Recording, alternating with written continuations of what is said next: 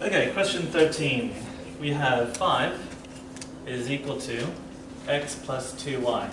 Pearl, what's the first problem with this scenario? Y isn't the subject. Yeah, it's not the subject, which means it's not in standard form. So let's move x across and we get 5 take away x is equal to 2y. And we need the subject to be 1y. So dividing everything by 2, I get negative 1 over 2x plus 5 on 2. Alright, everyone happy with that?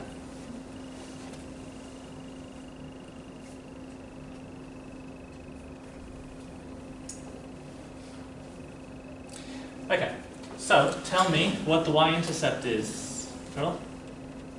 5 on 2. Yeah, 5 on 2. And what is the gradient? Negative half. Negative 1/2. So if the gradient is rise divided by run, tell me what the rise is. 1, Negative 1, good. And the run is 2. 2. Okay, so let's graph it. Where do we start? Do we start at the gradient or the y-intercept? Y-intercept. Okay, so 5 on 2 is the same as 2.5. 1, 2, 3. 2.5 is right there. And how far do we go for the rise? What's the rise? Negative 1. Negative 1, which means we're going down 1 unit. So going down 1 unit takes us to there. How far across do we go? 2, and always to the right. So 1, 2, so now we have a gradient that is this steep. And we're done.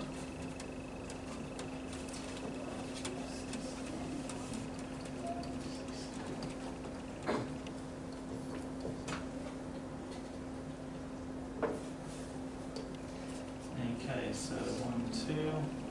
This scale's going up in 3s. This scale's going up in 2s. Let's solve the x-intercept. What do you think the x-intercept's going to be?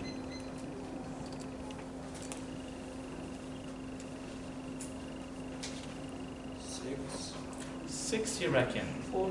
4.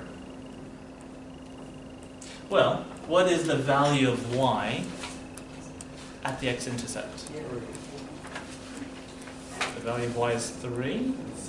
0, right? So if we said that the equation y is equal to negative 1/2 x plus 5 on 2, and we know that here y is 0,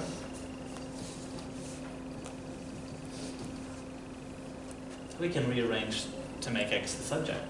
So 1/2 x is equal to negative 5 on 2. What are we going to divide both sides by?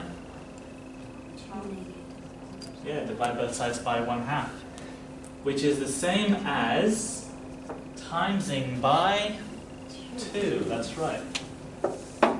And so x is equal to negative 5. Oh dear, someone's made a mistake. How can it be x be negative 5? That doesn't make sense. Stella? Is the line going the wrong way? Because it's a negative fraction, should you have gone to the left instead of the right? Okay, you're talking about the gradient? The run. The run. So when Oh no, the run always goes to the right. Okay. Always, always. That never changes. Okay. There was a 1/2 x. There should be a 1/2 x there, which means that when the 1/2 x comes to this side, it turns to positive. That should have stayed as positive. That should be positive, and that's a 5.